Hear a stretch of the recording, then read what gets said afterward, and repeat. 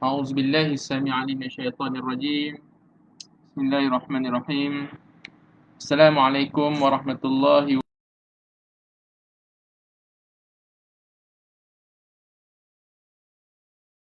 ونستعينه ونستهدي نستغفره ونعوذ بالله من أعمالنا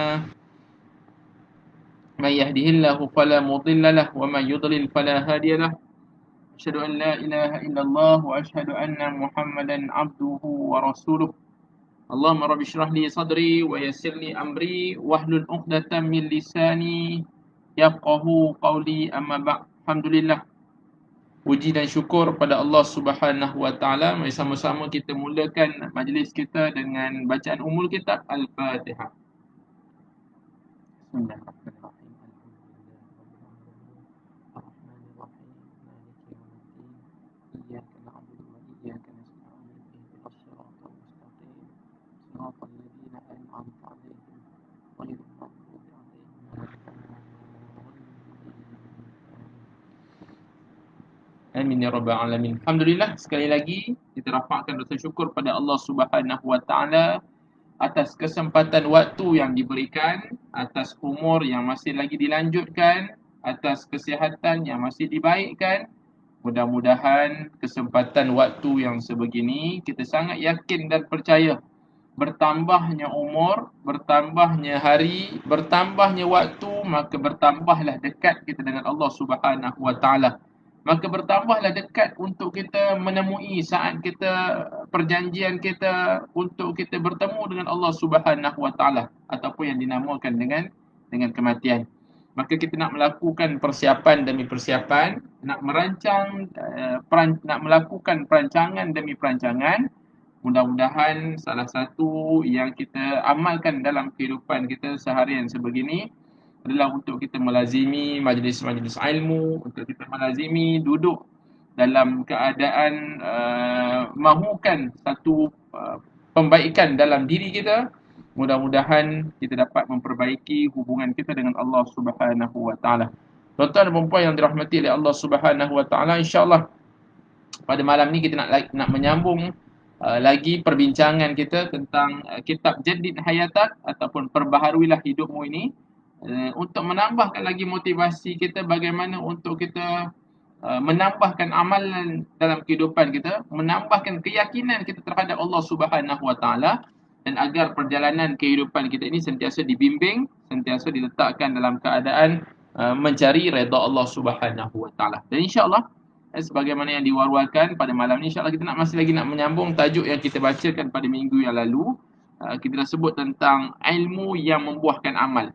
Amalan adalah hasil daripada ilmu-ilmu yang dipelajari. Sebagaimana yang saya sebut minggu yang lalu, perumpamaan yang Imam Al-Ghazali buat kepada kita ketika mana Imam Al-Ghazali menyebut manusia yang hebat mempunyai senjata, tapi saat diterkam oleh seekor haiwan yang ganas, kalau tidak menggunakan senjatanya, maka tidak akan mendatangkan apa-apa manfaat senjata tersebut.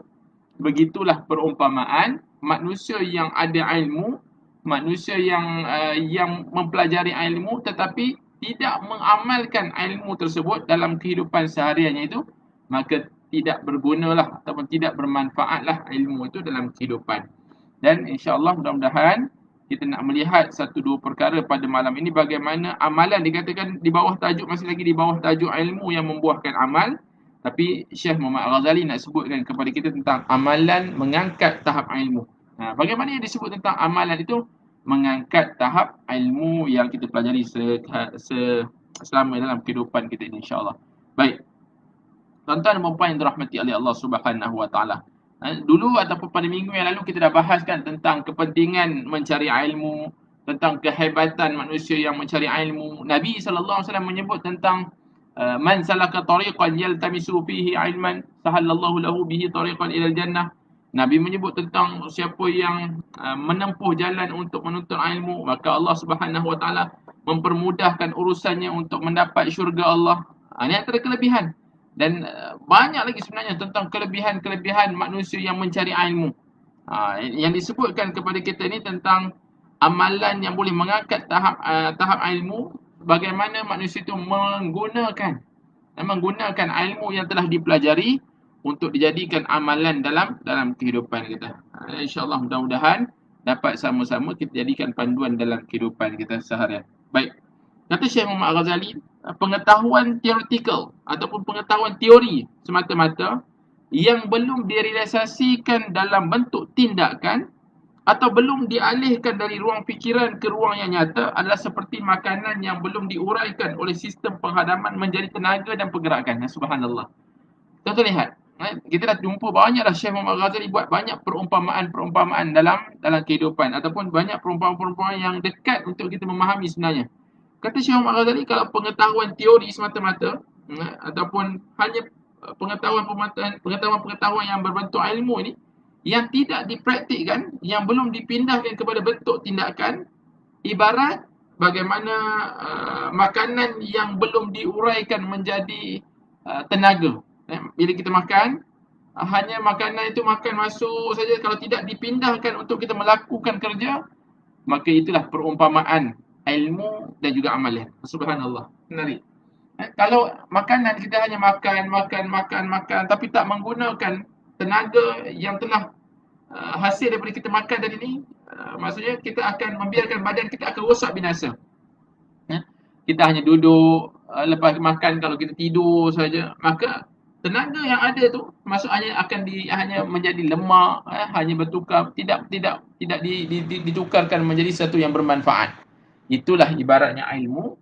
Bagaimana ilmu yang kita pelajari kalau belum lagi dipindahkan ke bentuk tindakan, maka itulah ibaratnya. Kalau hanya teori semata-mata, belum lagi ditukarkan kepada alam nyata, maka tidak akan memberi manfaat apa-apa, kata Syekh Muhammad Ghazali. Kemudian, pengetahuan teoretikal ni pada awalnya bersifat pramatang. Disebut pada kita. Pengetahuan ataupun ilmu yang bersifat teori ni bersifat pramatang. Sehebat mana pun konsepnya, hebat macam mana pun konsepnya, ia bersifat pramatang. Kerana itu para tentera pelatih di akademi ketenteraan melewati jam-jam konsep yang telah ditetapkan, kemudian mereka harus menerapkan konsep yang telah dipelajari dalam lapangan latihan pertempuran. Dibuat lagi satu perumpamaan untuk mudah kita faham. Pelatih-pelatih ketenteraan, dia ada jam-jam dia. Maksudnya berapa jam yang perlu diteorikan. Sama juga tuan-tuan kalau kita melihat kepada ataupun merujuk kepada sekolah memandu. Ada beberapa jam yang perlu kita ikuti kelasnya. Dan kemudian selepas hasil di kelas, perlu dipraktikkan di lapangan. Perlu memandu kenderaan dan perlu ingat balik apa yang pernah diteorikan di dalam kelas. Begitu perumpamaan yang dilakukan. Sama halnya disiplin ilmu lainnya, pun harus diterapkan dan diaplikasikan dalam kehidupan sehari-hari sehingga terasa kesan dan manfaatnya. Apa jua ilmu kalau hanya kita membaca? Tuan-tuan dan puan-puan yang dirahmati oleh Allah Subhanahu Wa Taala. Mungkin kalau kita membaca buku masakan, kita baca, ui sedapnya masak itu, masak ini, masak itu. Tapi kalau kita hanya sekadar itu, maka itulah tidak membuahkan apa-apa hasilnya.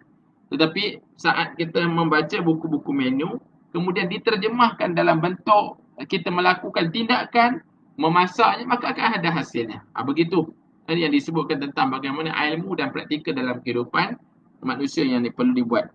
Sebab itu disebut pengalaman, pengetahuan, kemahiran para pelatih-pelatih akademi ketenteraan tadi ni tentu jauh sahaja berbeza daripada para prajurit. Beza kan? Bagi manusia-manusia yang pelatih-pelatih dengan prajurit, beza. Pelatih-pelatih ni mungkin hanya teori, masih lagi belum di peringkat praktikal. Tuan-tuan, ada bezanya kan? Tapi saat mereka mempraktikkan ilmunya, akhirnya mereka dapat pengalaman. Dalam lapangan, mereka dapat banyak lagi ilmu-ilmu yang sebenarnya bukan sekadar diteorikan. Ini yang nak disebutkan kepada kita. Situasi di medan peperangan jauh berbeza daripada gambaran yang disampaikan para jurulatih atau diceritakan dalam buku-buku. Keadaan emosi, ketenangan jiwa di medan peperangan sangat mempengaruhi keputusan dan tindakan yang diambil. Itu sebenarnya. Ilmu, yes, sebagai asas. Ilmu kena juga sebagai asas. Tapi bila di lapangan, maka kita akan bagaimana bermain dengan emosi. Bagaimana untuk kita membuat satu keputusan. Ini yang disebutkan kepada kita. Sebab kita sudah membina asasnya tadi ni, maka kita akan berdasarkan asas yang kita ada. Akhirnya keputusan yang dibuat tindakan-tindakan itu tidaklah seolah-olah berpincang dengan ilmu yang kita telah pelajari. Contoh yang lain disebutkan kepada kita. Seperti itu juga ilmu kita tentang solat. Maka juga ilmu tentang solat. Pada mulanya seorang murid akan belajar azan, belajar pergerakan solat, bacaan solat dan pelbagai hal yang dijelaskan dalam ilmu fiqh. Maksudnya perkara yang sah, batal dalam pergerakan solat dan sebagainya. Kemudian mereka mempraktikkan tata cara solat seperti yang telah yang mereka pelajari berkaitan dengan kekhusyukan dalam solat yang merupakan inti solat. Akhirnya setelah mereka mempelajari hukum hakam sudut teori, itu yang melayakkan untuk mereka sah dalam solat. Tapi bila dalam solat, akhirnya apa ilmu yang mereka perlukan di samping ilmu-ilmu fiqh tadi? Mereka perlu mempelajari intipati bagaimana nak mendapatkan kekhusyukan solat. Subhanallah. Bukankah itu perjuangan kita yang berterusan? Perjuangan saya yang bercakap, perjuangan tuan-tuan perempuan yang mendengar, perjuangan kita bersama. Bagaimana nak mendapatkan kekhusyukan solat? Setiap kali solat kita ni, kadang-kadang fikiran kita terawang-awang, kadang-kadang kita memikirkan pelbagai persoalan, kadang-kadang tak sempat pun untuk nak memahami bacaan-bacaan solat. Akhirnya kita dah selesai solat. Ini untuk saya lah, sama-sama untuk kita bermuhasabah. Bagaimana yang ilmu yang kita pelajari tentang tata cara solat tadi menghasilkan tidak balas untuk kita khusyuk dalam solat. Baik. Dan dilakukan secara bertahap. Ini sebut kepada kita. Dilakukan secara bertahap. Peringkat itu hanya mampu diraih oleh seseorang hamba yang benar-benar mendirikan solat, tidak hanya sempurna dari sisi lahiriah syariat, tetapi juga sempurna dari segi batiniah. Ini sebut. Mungkin di sudut teori kita boleh pelajari. Tapi praktikalnya bagaimana? Praktikal kena mengamalkan asas yang sudah ada tadi ni, maka kita nak praktikkan dalam kehidupan. Kalau kita kata pergerakan yang, kalau dalam fiqh, pergerakan 3 kali, pergerakan sebagainya, itu juga intipatinya dengan kekhusyukan ketika solat. Akan akhirnya, bagaimana dengan ilmu yang kita pelajari, mengangkat tahap amalan dalam kehidupan kita, atau di sudut solat sekalipun, akan benar-benar kita raih dengan baik. Baik, kemudian disebutkan kepada kita, tetapi juga sempurna dari sisi batiniah, hamba yang benar-benar tunduk dan taat kepada Allah Subhanahu Wa Taala sehingga dia selalu diselubungi rasa takut kepada Allah Subhanahu Wa Taala. Ini pun saya dah sebut dah pada minggu yang lalu. Bila ada perasaan rasa takut kepada Allah, perasaan rasa takut kepada Allah disusuli dengan apa? Merasakan bahawa Allah sedang memantau kita. Ihsan bukan? Sifat ihsan. Kita melakukan sesuatu merasakan Allah sedang melihat kita. Dan ini intipati daripada ilmu yang kita pelajari dalam kehidupan kita. Baik. Kemudian, ilmu yang lahir daripada amal ini, ilmu yang lahir daripada amal tadi ni, hasil akhir daripada latihan dan pembiasaan. Hasil akhir daripada kebiasaan yang kita lakukan, maka ilmu ni kita pelajari, kita hasil daripada pengalaman kita, tindakan kita. Saat kita mempraktikkan, sambil-sambil itu kita mencari kalau ada kesalahan yang perlu diperbaiki. Kalau ada, saya sebut tadi tentang solat, bagaimana nak mendapatkan kekhusyukan solat, maka kita akan melakukan perubahan, pembaikan dalam kehidupan kita. Seseorang tak boleh berhenti hanya pada aspek ucapan. Seseorang dalam bidang pendidikan, pengetahuan teoretikal harus berkembang menjadi kesempurnaan individual dan sosial. Seseorang tidak boleh berhenti pada aspek ucapan. Sehebat mana pun kata-katanya ataupun pada aspek penjelasan, sehebat mana pun huraian dan tutur bicaranya. Hebat macam mana pun ucapan, cakaplah hebat macam mana pun, bacalah buku macam mana pun, hebat macam mana pun huraian dan tutur bicara susun perkataannya cantik, tetapi saat tak melakukan amali, saat tak melakukan praktikal, maka belum cukup matang lagi. Sebab itu, ilmu dan amal ini dua perkara yang sangat penting dalam kehidupan kita. Bukan sekadar hanya pandai bercakap, tapi pandai juga mengamalkan. Sebab itu jangan hanya sekadar pandai bercakap, hebat bercakap, petah percakapannya, lantang suaranya, menyuruh sekian. Tetapi di sudut amalannya tidak selari dengan apa yang diperkatakan. Sebab itu kalau kita baca dalam kitab-kitab sufi menyebut tentang bagaimana sifat seorang ahli ilmu yang bercakap, telinganya lebih dekat dengan mulutnya, maka dirinya yang sepatutnya mengamalkan lebih awal apa yang diperkatakan itu. Jadi muhasabah kita bersama, supaya kita jadi manusia yang mengamalkan ilmu-ilmu yang kita pelajari. Disentuh pula Syekh Muhammad Ghazali sentuh kepada kita, jangan sekadar ucapan. Tuan-tuan boleh jadikan ini sebagai satu prinsip dalam kehidupan kita. Bukan sekadar berteori, bukan sekadar kita kata uh, retorik semata-mata. Bukan sekadar retorik semata-mata, cakap seronok, bercakap semata-mata. Apabila kita memerintahkan orang lain melakukan kebaikan, kita sendiri harus melakukannya terlebih dahulu. Ni pesanan untuk saya. Bila saya yang banyak bercakap setiap minggu, saya kongsikan dengan tuan-tuan. Tuan-tuan pula share dan sebagainya. Jadi sama-sama ni. Kita sama-sama. Sambil-sambil kita buat perkara baik, sambil-sambil itu jangan lupakan kita juga perlu melakukan penambahbaikan untuk diri kita. Bukan sekadar kita perintahkan untuk orang lain jadi baik, tapi mengabaikan diri kita. Itu salah. Kan? Kita cakap pada anak kita, cakap pada kawan kita, jangan buang sampah. Kalau kita yang buang sampah, jaga kebersihan, kita yang tak jaga kebersihan, jadi apa gunanya?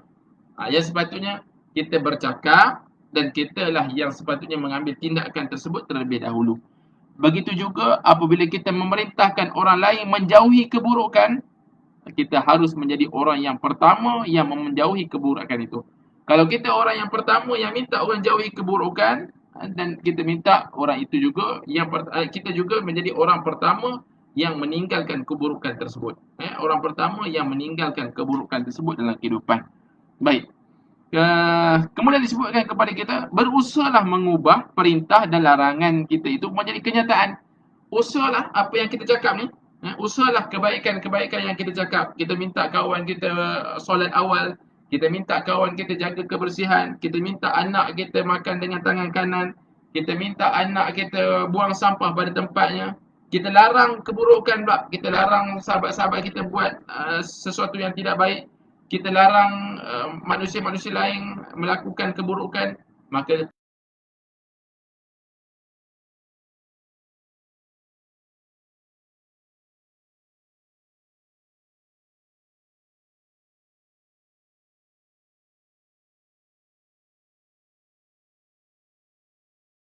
semata-mata. Sebab agama tidak tertegak dengan retorik. Ini perlu diletakkan dalam diri kita. Agama tidak memerlukan tindakan-tindakan daripada kita. Baik. Sebab itu disebutkan kepada kita, saya nak ulangkan lagi, kita harus jadi orang yang pertama yang menjauhi keburukan. Kita juga harus jadi orang yang pertama yang melakukan kebaikan. Bila kita menjadi orang yang menyebarkan kebaikan dan mengelakkan keburukan. Baik. Artinya kita harus berdiri paling depan dalam mengubah kemungkaran dan menjalankan kebaikan. Jadi orang yang pertama, bila kita bercakap, maka kita jadi orang yang pertama. Saya cakap dengan tuan-tuan, maka saya yang seharusnya sebegitu. Tuan-tuan dan puan dirahmati oleh Allah Subhanahu Wa Taala, mungkin ada kekurangannya, maka tuan-tuan yang layak menegur. Tuan-tuan layak menegur, jangan membiarkan sebegitu saja. Jadi saya pun bila terkesan sebegitu, maka saya perlu mengubahnya bila ditegur dan sebagainya. Itu konsep kita dalam ilmu. Baik. Jadikanlah semua itu sebagai tujuan dan target yang tegas yang harus direalisasikan dengan semua cara pada setiap waktu. Bila kita bercakap, tak kira lah, bukan sekadar ceramah agama dan sebagainya. Apa jua keadaan, bila kita mengarah seseorang melakukan kebaikan, kita cegah seseorang melakukan keburukan, maka tanam azam dalam diri kita. Kita perlu jadi orang yang pertama yang mengikuti ataupun menuruti apa yang kita yakini dari ini. Subhanallah. Ini satu keindahan Islam sebenarnya. Sebab tertegaknya agama ini dengan amalan, bukan sekadar retorika ataupun percakapan, ucapan-ucapan semata-mata. Baik. Mencintai kebaikan dan kesempurnaan tidak akan memberi kesan apa-apa terhadap kehidupan jika hanya terucap dengan kata-kata. Ini pun menarik, tuan-tuan. Syekh Muhammad Ghazali dah pesan kepada kita. Kita cintakan kebaikan, cintakan kesempurnaan. Tapi kalau hanya sekadar kita kata ucapan semata-mata, kita cintakan kebaikan, kita cintakan kebaikan, cintakan kesempurnaan. Kalau kita hanya menyebut sebegitu, maka perkara ini tidak akan mendatangkan apa-apa kebaikan sebenarnya dalam kehidupan kita. Tuan-tuan dan puan-puan dirahmati Allah, lain terputus-putus, semoga dipermudahkan. Allahu Akbar. Minta maaf lah tuan-tuan. InsyaAllah lah, doa-doa mudah-mudahan saya pun tidak pasti. InsyaAllah mudah-mudahan urusan-urusan teknikal ini dipermudahkan oleh Allah Subhanahu Wa Taala. Puan Siti Hajar, terima kasih atas makluman. Mudah-mudahan lah kita pun dah mencuba. Mungkin juga Sebab Ustaz Fahmi pun sedang live dalam masa yang sama ni. Saya pun kita tak pasti sama ada sebab dua live yang sama adakah mengganggu line dan sebagainya. Mudah-mudahan dipermudahkan oleh Allah Subhanahu Wa Taala. Baik, terima kasih Puan sekalian, tak apa. Baik. Apa tadi? Mencintai kebaikan dan kesempurnaan tidak akan memberikan apa-apa terhadap kehidupan jika hanya terucap dengan hanya kata-kata. Syekh Muhammad Ghazali sebut, kalau kita hanya sekadar cintakan kebaikan dan kesempurnaan tu masih separuh, masih lagi tidak sempurna. Ya, jadi orang yang mencintai kebaikan, maka bila kita cintakan kebaikan, laksanakan. Kita tak suka keburukan, maka tinggalkan. Maka sempurna. Agama itu akan tertegak dengan sempurna. Ramai orang yang mengatakan dia mencintai kebaikan, lalu menjelaskan secara terperinci kebaikan yang dicintainya.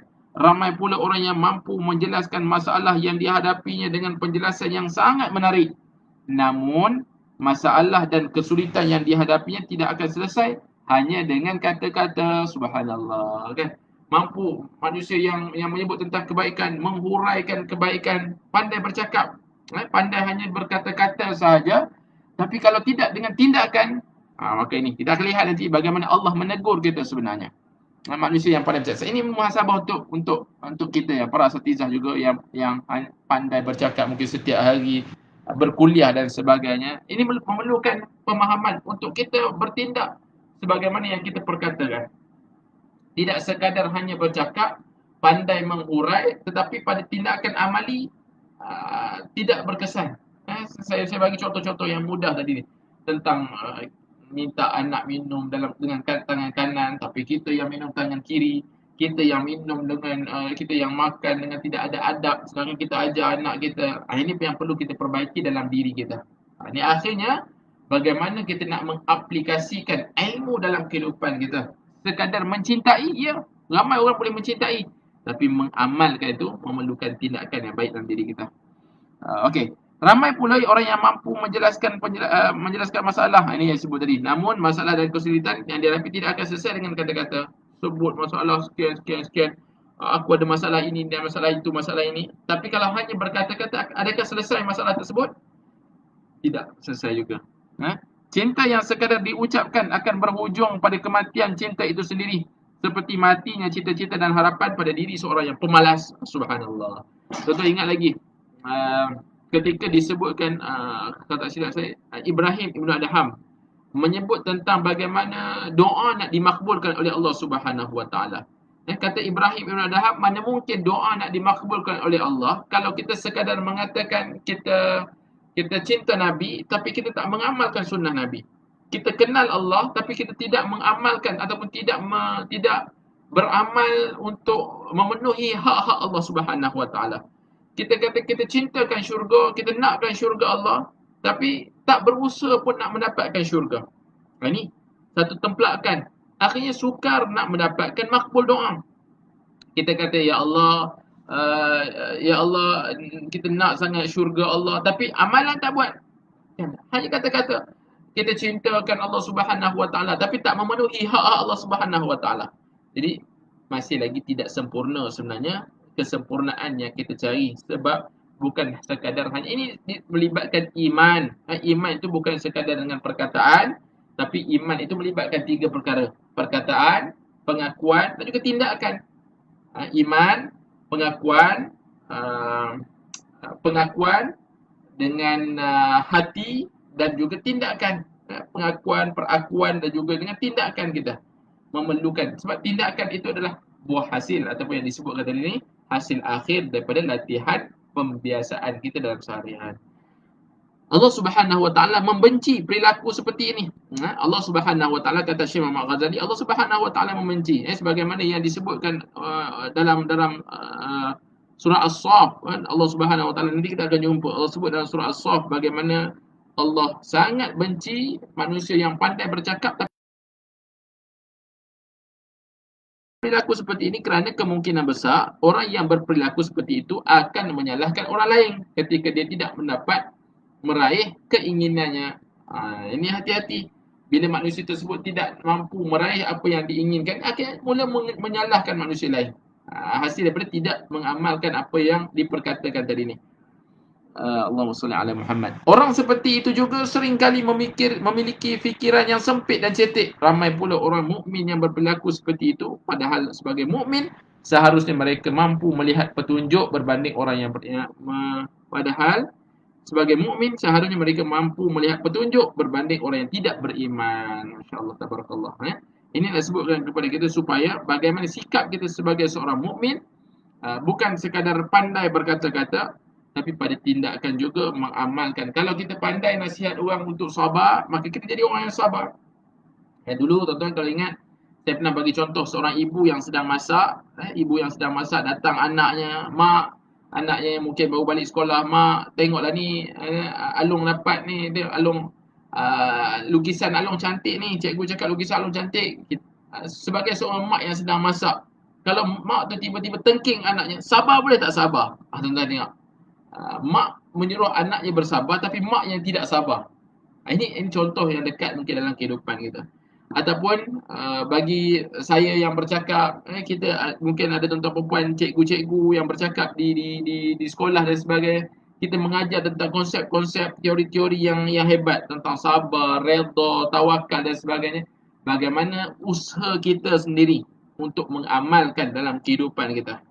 Ini supaya tidak menjadi manusia yang akhirnya dibenci oleh Allah Subhanahu wa taala. Dalam surah Shaf Allah menyebut, wahai orang beriman, ya ayyuhalladzina amanu lima taqulu, mengapa kamu mengatakan sesuatu yang tidak kamu kerjakan? Itu sangatlah dibenci di sisi Allah Subhanahu wa taala jika kamu mengatakan apa-apa yang tidak kamu kerjakan. Subhanallah. Ini Allah dah buat satu ungkapan kepada kita, nak memberi supaya kita memberi satu perhatian dalam diri kita. Bukan bermaksud akhirnya kita tinggalkan terus kebaikan. Tak apalah, daripada aku tak buat benda tu, baik aku tak cakap apa-apa. Bukan. Perlu seiring dalam kehidupan kita ni. Sebab kita cintakan kebaikan, maka perlu ada usaha. Dan seiring, sepatutnya seiring. Maksudnya seiring tu apa? Kita juga buat amal makruf nahi mungkar. Kita juga buat amal makruf nahi mungkar untuk diri kita. Kita ajak orang jadi baik ni sebenarnya bukan untuk kita ni. Saya ajak tuan-tuan perempuan untuk jadi baik ni bukan untuk tuan-tuan, sebenarnya untuk diri saya sendiri. Akhirnya bagaimana kita melengkapi diri kita dengan amal-amal dalam kehidupan kita. Sebab itu mencintai kebaikan tanpa melakukan dan kemudian kekal dengannya dalam kehidupan sehari-hari hanya akan membawa kepada perdebatan dan perselisihan pandangan tanpa penghujung. Mencintai kebaikan hanya pada aspek kata-kata akan membuka pintu omong kosong yang panjang. Ia tidak berguna dan memakan waktu serta tenaga. Akhirnya dijadikan buang masa je lah, seolah-olah buang masa saja dalam kehidupan. Sedangkan Nabi SAW menyebut tentang satu hadis, ni'matani maghbunun fihima kathirun minan nas, dua nikmat yang ramai manusia tertipu dengannya, as-sihah wal faragh, kata Nabi SAW, waktu sihat dan juga waktu lapang. Bila banyak bercakap tentang perkara-perkara yang baik, tapi kita tak mengamalkan, ini memakan masa dan memakan tenaga, tapi tak mendatangkan apa-apa hasil dalam kehidupan kita. Jadi ini muhasabah kita bersama. Nak jadi manusia yang hebat, bagaimana ilmu itu perlu dihasilkan dengan pengamalan kita, yakni buah hasilnya kepada melakukan amalan. Jangan sekadar hanya pandai bercakap. Kemudian disebutkan kepada kita omong kosong tanpa hasil. Banyak bercakap tapi tak ada apa-apa. Ini tin kosong ni, ini disebut tin kosong.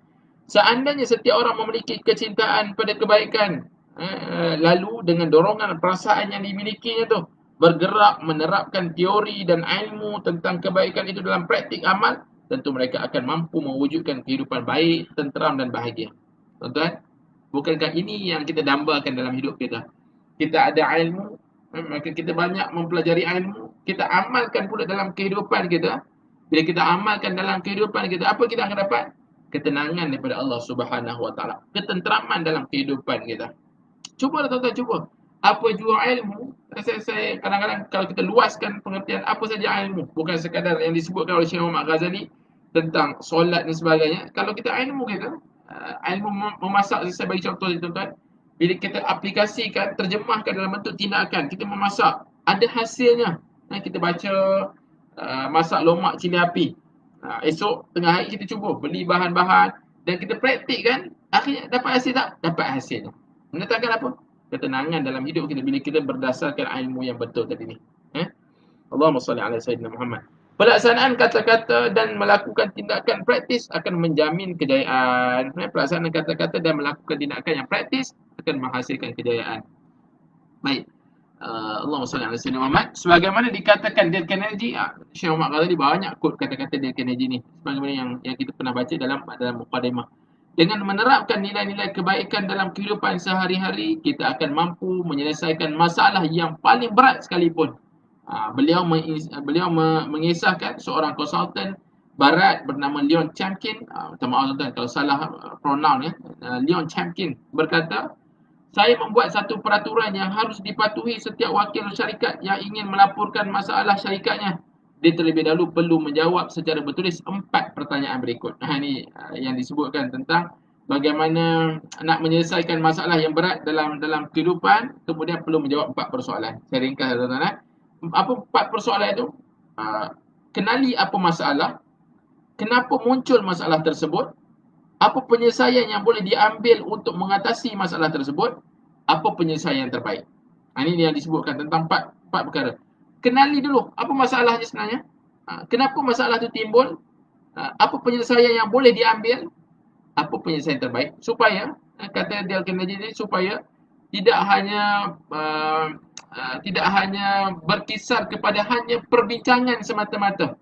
Yang perbincangan yang akhirnya tak tahu pun, kita tahu masalah tapi tak tahu masalah sebenar, tak tahu daripada mana munculnya. Akhirnya hanya perbincangan yang memakan masa bertahun-tahun, yang akhir tidak mendatangkan penyelesaian dalam kehidupan kita, sebab tak menyumpai penyelesaiannya. Sebab itu dibuat 4 persoalan ni, apa masalah, kenapa masalah itu timbul, apa penyelesaiannya, apa penyelesaian yang boleh diambil untuk mengatasi, apa penyelesaian yang terbaik. Sebab mungkin kita ada jalan-jalan keluar, tapi mungkin ada jalan yang lebih baik. Sebab dengan peraturan seperti ini, para eksekutif, pegawai tidak lagi menghadapi kesulitan dalam memaparkan masalah-masalah yang dihadapi. Kemudian tuan-tuan, saya nak cepatkan sikit supaya kita habiskan tajuk ini insya-Allah pada malam ni. Kurangkan berbincang, lebihkan berbuat. Ini Syekh Muhammad Ghazali nak sebutkan kepada kita. Kurangkan berbincang. Sebab kita dah baca daripada tajuk yang lalu, tuan-tuan, bukan tak boleh berbincang ni. Kalau tajuk, tuan-tuan ingat lagi Syekh Muhammad Ghazali sebut pada bab yang pertama dulu, bukan pada bab yang pada yang lalu disebutkan kepada kita, bila kita dah dapat analisis fakta-fakta tu, maka mudah untuk kita menyelesaikannya. Tapi kalau kita tak selesai yang pertama tu, nak mendapatkan fakta, nak menganalisa fakta, maka kita akan tergantung lama untuk menyelesaikan masalah. Sebab itu disebutkan kepada kita, kurangkan berbincang, lebihkan berbuat. Ataupun dalam arti kata yang lain, ulama-ulama sebutkan kepada kita, kurangkan bercakap, lebihkan pada tindakan. Sebab kalau hanya pandai bercakap semata-mata, maka banyak bercakap, banyaklah salahnya. Banyak bercakap, banyaklah salahnya. Betul? Bila kita banyak bercakap sahaja semata-mata, tuan-tuan, kalau tugasan seperti, kalau kita ditugaskan untuk bercakap, sebenarnya tak ada masalah lah. Bercakap pada tempatnya, menegur pada tempatnya. Tapi kalau tempat-tempat yang tak sepatutnya kita bercakap, membuang masa dan sebagainya, itu tidak mendatangkan apa-apa kebaikan dalam kehidupan.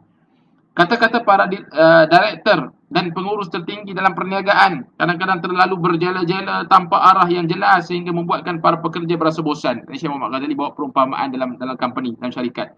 Ada waktunya penjelasan mereka berkaitan projek perniagaan terbaru yang sedang diusahakan. Jadi para eksekutif serta pekerja pasti ingin mendengar dengan teliti. Pada situasi seperti itu, ucapan mereka bermanfaat untuk menyelesaikan masalah perniagaan dan syarikat. Namun, seringkali ucapan dan penjelasan yang panjang lebar tidak menghasilkan apa-apa selain bosan dan jenuh pada orang yang mendengarkannya. Akhir tak mendatangkan apa manfaat. Kalau dah tahu dah permasalahan, maka ceritakan untuk diselesaikan. Tapi kalau hanya berlegas begitu sahaja, maka tidak akan mendatangkan apa-apa manfaat. Penjelasan yang disebutkan tadi menunjukkan bahawa pemahaman dan penguasaan para eksekutif terhadap sesuatu masalah jauh lebih penting berbanding arahan dan penjelasan seorang director atau pengurusan tertinggi. Maksudnya apa? Kalau semua orang memahami masalah sebenar, maka kita akan mudah untuk melakukan tindakan selepas itu. Allahumma salli ala sayyidina Muhammad. Ini disebutkan. Seandainya setiap orang memiliki komitmen yang besar terhadap kemajuan diri, pekerja yang diusahakan dan kewajipan yang dipikulnya, kemudian berusaha pada setiap saat untuk merealisasikan harapannya, tentu dia akan lebih dekat pada kejayaan. Sikap seperti itu lebih dicintai oleh Allah Subhanahu Wa Taala berbanding orang bermalas-malasan yang tidak mempedulikan kemajuan dirinya. Kuncinya apa tuan-tuan? berulang-ulang dalam beberapa bab Syekh Muhammad Ghazali sebut pada kita, walaupun diberikan teori banyak ni soalan teori ni apa yang kita pelajari ni, di hujung ni Syekh Muhammad Ghazali kata apa, seolah-olah kita akan jumpa perkataan-perkataan, jangan malas. Jangan malas, kuncinya kita bagi dah, kurangkan berbincang, lebihkan berbuat, jangan malas. Ilmu menghasilkan tindakan, jangan malas. Nak mengatasi kesulitan buat jangan malas. Ini tindakan-tindakan ni sebenarnya kalau kita dah tahu dah tindakan tapi masih lagi ada penyakit ni, penyakit malas dalam diri kita, akhirnya itu pun tidak mendatangkan apa-apa kebaikan. Allahumma salli ala sayyidina Muhammad. Tuan-tuan. Ini yang perlu kita renung dalam diri kita. Selagi mana ada penyakit-penyakit sebegini, penyakit-penyakit ini perlu diperbaiki sedikit demi sedikit lah, supaya mudah-mudahan tidak menguasai diri kita. Mungkin itulah rahsia di sebalik perintah Allah Subhanahu Wa Taala kepada para sahabat agar mengurangi perbincangan rahsia mereka dengan Nabi SAW dan agar mendahulukan sedekah sebelum berbicara. Ini hikmah terdahulu. Bagaimana kalau nak berbicara, ada para sahabat yang perlu sedekah dulu supaya nak mengajar diri kita ni bercakap pada tempatnya. Kalau kita nak latih diri kita pun tuan-tuan, kita boleh buat walaupun nampak macam ekstrim lah. Sebelum bercakap, sedekah dahulu. Akhirnya yang keluar daripada mulut kita apa? Seolah-olah perkataan-perkataan yang berbayar. Subhanallah. Perkataan-perkataan yang bermanfaat. Sebab kita tahu, kalau setiap perkataan yang keluar ini memerlukan ada bilnya, apa akan jadi? Manusia akan berhati-hati untuk bercakap. Tapi sebenarnya memang dibilkan oleh apa? Dibilkan oleh malaikat di kanan dan di kiri kita ni. Malaikat di kanan dan kiri ni mencatat ni. Saban waktu, saban hari, setiap saat mencatat perkataan-perkataan tanpa gagal. Without fail, kata orang Jawa ni. Kan? Tanpa gagal, mencatat ni. Hari ni apa yang dia bercakap? Cakap benda baik. Hari ni baca surah Kahfi. Hari ni banyak berselawat. Hari ni cakap ni. Hari ni mengumpat siapa. Hari ni malaikat-malaikat di kanan dan kiri mencatat. Kalau manusia menyedari bahawa setiap perkataan yang itu dicatatkan, maka sebab itu timbul ihsan tadi ni. Ihsan. Apa maksudnya? Menyedari, akhirnya kita part ni tak mau cakap. Part-part yang tertentu yang memang kita tahu kesahihannya, maka kita cakap. Tuan-tuan, di waktu zaman moden ni, kadang-kadang mungkin mulut tertutup tapi tangan laju. Tangan forward. Kisah-kisah yang wallahualam tak tahu kebenarannya. Kisah-kisah yang seronok kita forward sebab nak memeriahkan grup WhatsApp dan sebagainya. Hati-hati, tidak terlepas juga. Walaupun mulut tertutup tapi tangan laju pula, tangan ini akan dipersoalkan oleh Allah Subhanahu Wa Taala. Jadi kena seiring. Maksudnya apa? Cari perkara yang sahih, sebarkan, amalkan dalam kehidupan kita. Kita dah sebar dah pagi tadi, hari ni hari Jumaat, maka banyakkan berselawat. Baik tuan-tuan, baik, dah cukup baik. Nak baik lagi macam mana? Amalkan. Kita dah sebarkan, kita dah dapat pahala dah. Tindakannya apa? Untuk diri kita. Tak cukup dengan kita hanya sebarkan hari ni hari Jumaat, maka banyakkan berselawat, kemudian kita tak mengamalkan, akhirnya tak dapat markah penuh dalam hidup kita. Maka kalau kita dah pagi tadi, kita dah sebarkan, nak amalkan, cantik kehidupan itu. Kita dapat markah penuh dalam hidup kita. Allahumma salli ala sayyidina Muhammad. Berbuat baik kepada kaum fakir miskin termasuk antara langkah utama untuk mendekatkan diri kepada Allah Subhanahu Wa Taala yang dapat dilakukan oleh semua orang. Maka tanggungjawab kita juga. Ini sifat sebagai seorang mukmin, bagaimana baiknya dengan Allah Subhanahu Wa Taala, baik juga sesama manusia. Sebab itu kalau kita baca dalam Quran, Allah menyebut tentang alladzina yu'minuna bil ghaibi wa yuqimuna shalah wa alladzina yu'minuna bil ghaibi wa yuqimuna shalah wa mimma razaqnahum yunfiqun. Kan manusia yang beriman itu beriman kepada Allah Subhanahu Wa Taala dan akhirnya membantu manusia-manusia lain yang memerlukan dengan rezeki yang dikurniakan oleh Allah Subhanahu Wa Taala. Lihat keindahan dalam agama ni. Baik hubungan dengan Allah, baik juga membantu hubungan sesama manusia dalam mendekatkan diri kepada Allah Subhanahu Wa Taala. Sekiranya seseorang ingin mendapatkan kehormatan di sisi Allah dan Rasulnya, hendaklah dia memperbanyakkan sedekah. Inilah jalan utama untuk memperoleh pahala yang diidam-idamkan. Sedekah jauh lebih baik daripada sekadar duduk bersama Nabi SAW. Dalam surah Al-Mujadilah ayat 12, Allah menyebut, wahai orang beriman, apabila kamu mengadakan perbincangan khusus dengan Rasul, hendaklah kamu mengeluarkan sedekah kepada orang miskin sebelum melakukan perbincangan itu. Demikian lebih baik bagimu dan lebih bersih. Tetapi jika kamu tidak memperoleh apa yang kamu hendak disedekahkan, maka sesungguhnya Allah Subhanahu Wa Taala Maha Pengampun dan Maha Penyayang. ayat itu tidak bererti melarang para sahabat berbicara sesuatu dengan Nabi SAW. Berbicara kepada Nabi SAW dibolehkan, bahkan diharuskan ketika mereka menghadapi persoalan. Ayat di atas dimasukkan untuk menunjukkan kepada orang beriman jalan utama untuk mendekatkan diri kepada Allah dan meraih pahala yang berlipat kali ganda. Subhanallah. Ini juga bagaimana agama mengajar kita supaya bukan hanya bercakap, tetapi perlu ada tindakan dalam kehidupan dan tidak bercakap sewenang-wenangnya dalam kehidupan kita. Baik. Allahumma salli ala sayyidina Muhammad. Ayat itu juga mengandungi anjuran kepada orang beriman untuk memberikan lebih banyak waktu kepada Nabi SAW sehingga Nabi SAW tidak disibukkan dengan perbincangan yang tidak banyak mendatangkan manfaat.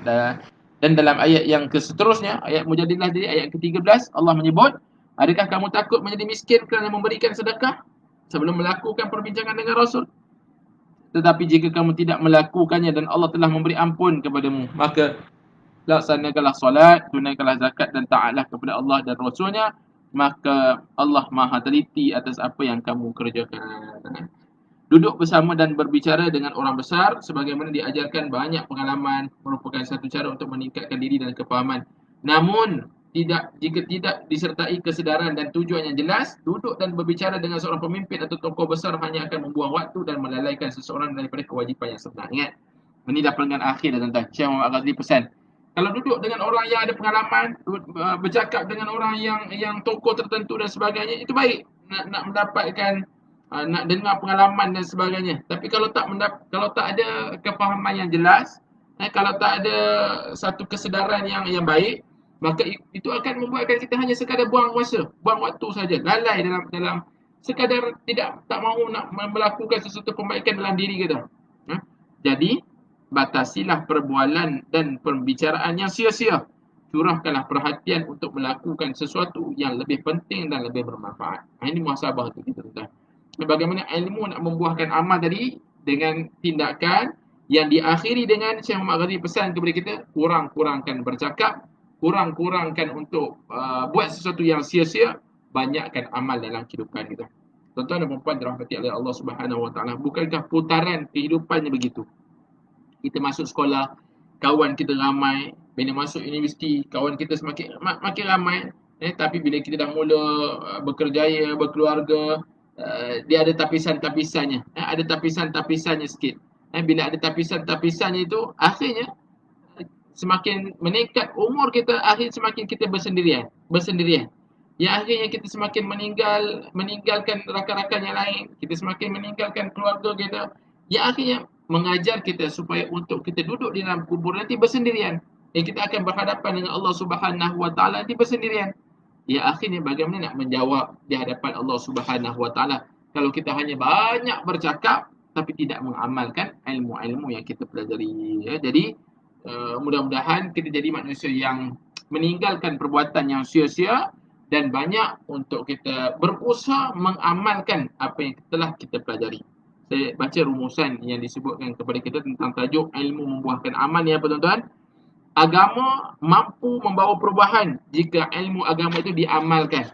Agama ni mampu bawa perubahan pada diri kita jika apa? Jika kita lakukan tindakan ataupun diamalkan dan kita berusaha memahaminya, bukan sekadar simpan dalam ingatan. Pertama, kita kena ingat, agama ni pasti datang perubahan dalam hidup kita. Pasti datang perubahan kepada masyarakat kita. Seandainya diamalkan, bukan sekadar kita kata diteorikan ataupun disusun dalam kitab-kitab saja. Tapi mampu bawa perubahan kalau kita amalkan dalam kehidupan. Itu pertama. Yang kedua, mencintai kebaikan dan kesempurnaan tak akan memberikan apa-apa kesan dalam kehidupan jika hanya terucap dengan kata semata-mata. Kalau kita hanya memaparkan, kalau kita hanya bercakap semata-mata, tak ada tindakan, cintakan kebaikan, cinta. Tapi buat tak? Tak buat, tak mendatangkan apa-apa kesan. Kita boleh tulis di signboard di tepi-tepi jalan tentang kebersihan itu indah. Tapi kalau dekat signboard tu orang buang sampah, tuan-tuan, apa gunanya? Hanya kata-kata kalau tidak diamalkan, tidak mendatangkan apa-apa manfaat dalam diri kita. Mencintai kebaikan hanya pada aspek kata-kata hanya akan membuka pintu bagi masuk omongnya kosong, tuan-tuan. Pandai bercakap saja tanpa melakukan tindakan, kita takut masuk unsur-unsur tadi ni. Masuk unsur-unsur yang bercakap lagi. Kita tengok apa yang Allah Subhanahu Wa Taala tegur tadi. Allah Subhanahu Wa Taala benci orang yang hanya pandai bercakap tapi tak nak mengamalkan dalam kehidupan.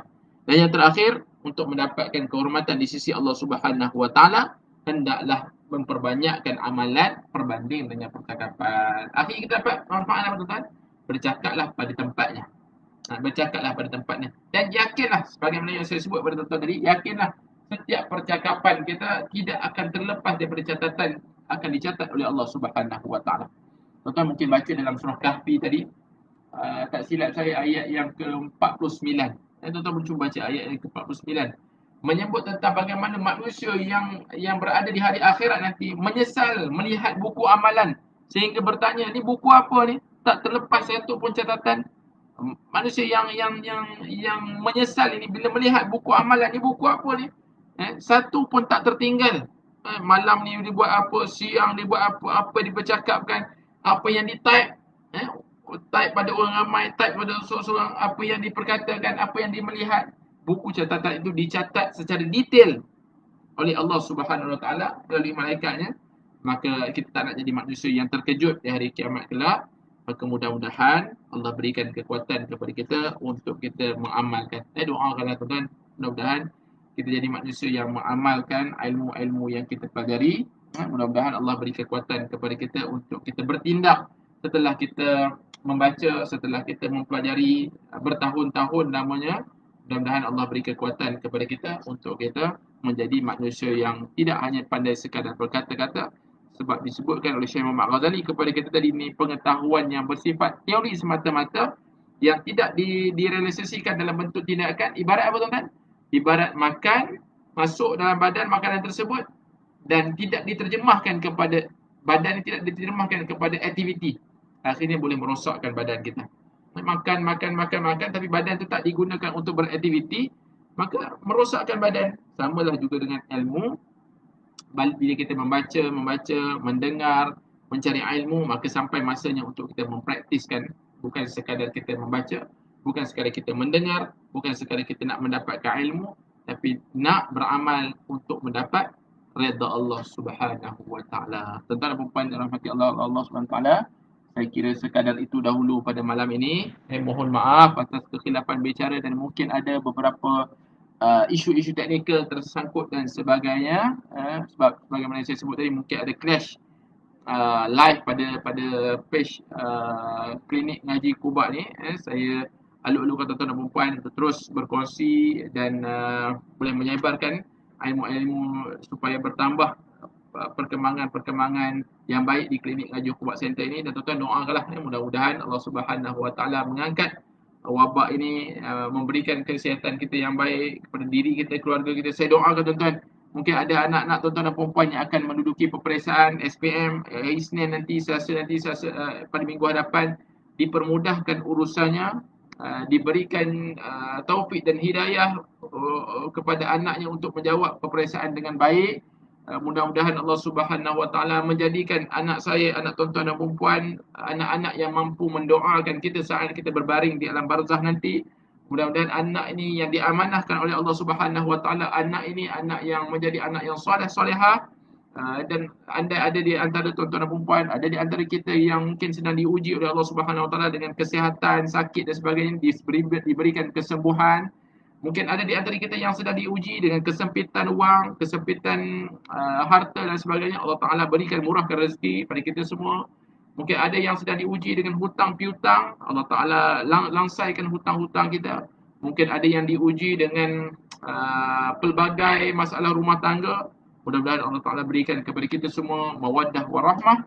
Dan insyaAllah mudah-mudahan Allah Subhanahu Wa Ta'ala memberikan redha rahmatnya dan akhirnya melayakkan kita untuk masuk ke dalam syurga Allah Subhanahu Wa Taala. Jadi terima kasih atas perhatian, mohon maaf atas kekhilafan bicara. Kita akhiri dengan tasbih kafarah dan surah Al-Asr. Subhanakallah wa bihamdik.